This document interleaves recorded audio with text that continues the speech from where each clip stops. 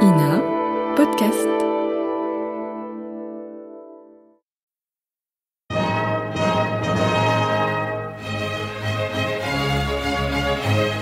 Bon baiser de partout. Une émission secrète de...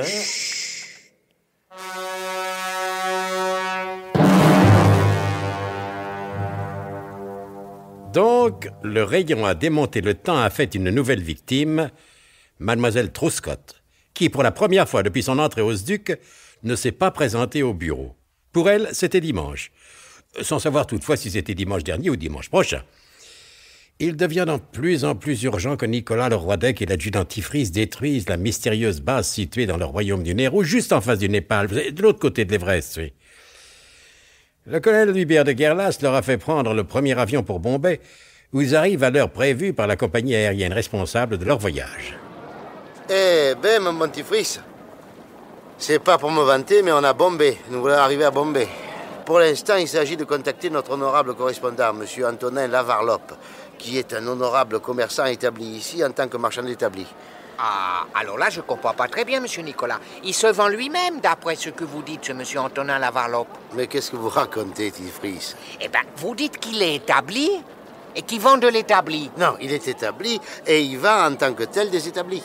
Ah, ils vendent des autres marchands qui sont établis à Bombay. Alors c'est un aiguillé, comme les anciens marchands d'esclaves de la Guadeloupe. Alors moi, je refuse de contacter un sale raciste. Ah, revenez ici, Tifris. Calmez-vous, mon bon Tifris, enfin. Ils vendent des établis de menuisiers, de serruriers. Ah, bon, comme monsieur Zorastre Laforgette qui vend des établis de charcutier à Mornalo. Voilà, vous y êtes, adjudant. Ah, bah alors comme ça change tout. Je veux bien contacter ce monsieur Lavarlope. Lavarlope, Tifris, Lavarlope.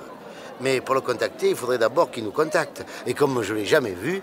Ah, il y a un monsieur qui a l'air de chercher quelqu'un là, monsieur Nicolas. C'est peut-être lui. Peut-être.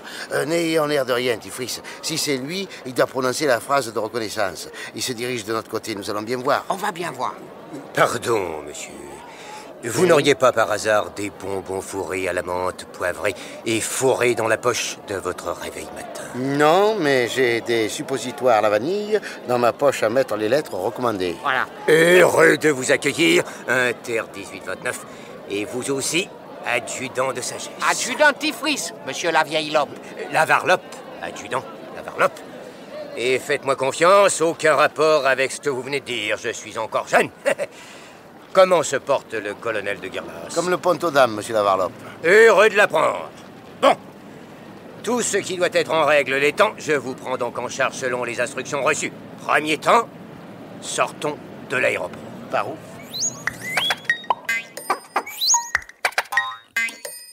Et, précédé de l'honorable correspondant, au nom, qu'on le veuille ou non, quelque peu équivoque, Nicolas Leroidec et l'adjudant-chef Marie-Rose Tifris gagnèrent la sortie, après que les formalités de police et de douane eussent été réduites à leur plus simple expression, en raison de la notoriété dont semblait jouir M. Lavarlope auprès des autorités bombésiennes, et dont certains avaient l'air d'être de débonnaires bombésés de partout. Je n'allais tout de même pas rater celui-là, hein. Sur quoi l'honorable Antonin Lavarlope emmena nos deux héros hindouisants au 484 terre Kisishan Taitram Karmani Road, à proximité de Cornac Road et Tokolaba Kaloswing. Vous voyez où ça se trouve? Oui, à son domicile privé. Mais certainement pas de ressources. Vous voyez ce que je veux dire? Si vous ne voyez pas, je n'y peux rien, étant donné que je fais ce que je peux pour que vous puissiez vous faire une idée de ce qui se trouve, où c'est situé. Eh ben, mon cher monsieur Lavarlope, ce n'est ni pour me vanter, ni pour vous flatter, mais vous êtes vachement, battement, chouettement installé ici, comme on dit au Quai d'Orsay, les soirs de surboom diplomatique. Je n'ai pas à me plaindre, en effet, on y est pas mal. Sans vouloir me montrer indiscret, il y a longtemps que vous êtes domicilié ici, monsieur Lavarlope? Et depuis que j'y habite. Eh ben, dis donc, alors ça doit faire un bon bout de temps. Disons un certain temps. Dans l'Inde mystérieuse, le temps ne compte pas. Dites-moi, monsieur Lavarlope, est-elle vraiment aussi mystérieuse qu'on le dit? Plus encore que vous l'imaginez, et d'après ce que j'en ai vu et connu, j'en ai déjà vu et connu pas mal, plus mystérieuse encore que les mystères de Paris de monsieur Gensu de l'Académie de médecine. À la Guadeloupe aussi, il y a des mystères. Même que monsieur Salvador Lafauvette, l'adjoint au maire de Basse-Terre, il en fait des tas. À cause de ses relations secrètes avec mademoiselle Joséphine Le Harnais, la fille de monsieur Ézéchiel Le Harnais, le marchand de filets de pêche au filet de hareng de la pointe de la Grande Fiji. Oui, c'est sans vouloir vous désobliger, adjudant, aucun rapport avec les mystères de l'Inde, encore plus impénétrables peut-être que les voies du Seigneur. Alors, d'après ce qui m'a été confidentiellement confié par le chef technique, ethnique et éthique du SDUC, vous avez l'intention et la prétention de vous rendre dans le royaume du Nez Rouge? Oui. C'est le but de la mission que m'a confié le colonel de Guerlas. Eh ben, mon colon. Pardon? Oui, j'aime mieux vous dire tout de suite que ça ne va pas être de la tarte à la crème au lait de vache sacré, ni du gâteau au thé de Ceylan. C'est positivement et humainement impossible. Pourquoi? Parce que c'est inaccessible. Et pourtant, c'est occupé. Par qui? Le savoir est le but de ma mission. Malgré toute l'estime que je vous porte, vos qualités et votre courage exceptionnel, je doute fort que vous y parveniez. Pourquoi? Parce que c'est humainement, positivement et pratiquement impossible. Pourquoi l'est-ce? Parce que c'est inaccessiblement impraticable. C'est en effet ce qui m'a été dit sous le sceau du secret du garde du même nom. Vous devriez pourtant savoir, monsieur Lavarlope, que les mots impossible, inaccessible et impraticable sont rigoureusement prohibés au SDUC, et par voie de conséquence ne sont pas ducéens, donc pas français. Je le sais, certes, et croyez bien que je ferai tout ce qui est en mon pouvoir pour vous faciliter cette tâche ambitieuse, mais au-delà des forces humaines. Au risque de me répéter, mon cher monsieur Lavarlope, je vous rappelle qu'il est presque certainement certain qu'une base secrète est installée dans le Nez Rouge.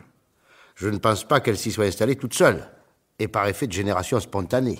L'Inde est, je vous le répète à mon tour, tellement mystérieuse. Eh bien alors, nous jouerons les personnes mystères. Puisse Brahma, Shiva et Vishnu vous entendre et vous protéger. Vishnu avec nous. Alors, qu'est-ce qui vous prend, Tifris? À Pointe-à-Pitre, il y a monsieur Romulus la Tribune, le quincailler, qui dit toujours à propos de Vishnu et de la paix. Oui, Tifris, oui, vous nous l'avez déjà dit, avec le Sar Rabindranath Duval. Oui, mais monsieur Romulus la Tribune, il dit comme ça aussi, Sivati pas. Et puis encore, Nirvana pas, t'en reviendras pas. Mais alors ça fait moins rire parce qu'on comprend pas bien ce que ça veut dire. Un bon conseil, adjudant, gardez-vous en dehors d'ici de faire des plaisanteries de ce genre. Le peuple de l'Inde mystérieuse est un noble peuple qui a le respect le plus absolu des choses sacrées et ne plaisante pas avec ceux qui auraient tendance à l'oublier. Mais, monsieur l'Escalope, oui, moi vous ne pensez pas à mal en disant cela, je sais. Mais tenez compte de mon conseil, c'est préférable tout de même. Oui. Eh bien, mon cher le roi d'Aix, je vais réfléchir à votre cas cette nuit, longuement et méditativement. On médite beaucoup en Inde. Vous en vendez beaucoup, monsieur la Fausselope?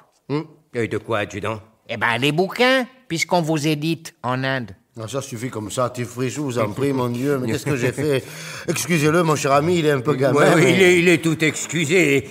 Ça, je m'en suis aperçu, un brave garçon, tout simple et sans complications. Ah, pour ça, oui, monsieur Lavrelope, que je suis sans complications. Sauf une fois que j'ai fait des complications pulmonaires après une bonne mauvaise grippe et que j'avais été obligé de boire un Dites-moi, tas mon de... cher et honorable correspondant. Ça suffit, Tifris.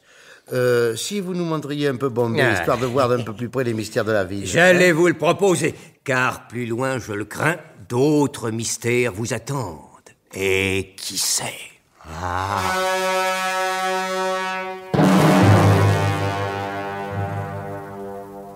L'honorable correspondant n'exagère-t-il pas à dessein les difficultés qui attendent Nicolas le roi d'Aix sur la route du Nez Rouge? Mais où se trouve actuellement Zorbeck le Gras et Willem Fermtag? Quelle sera la prochaine manifestation du rayon à démonter le temps? Comment le savoir si vous ne vous mettez pas scrupuleusement à l'écoute des prochains épisodes de notre grand feuilleton d'espionnage et de vaches sacrées, Bon baiser de partout? C'était Bon baiser de partout. Une émission secrète de Pierre Dac et Louis Rognoni. Avec Claude Dasset, Pierre Hamel, Paul Prébois, Alain Roland. Décryptage et mise en code, Jean-Wilfried Garrett.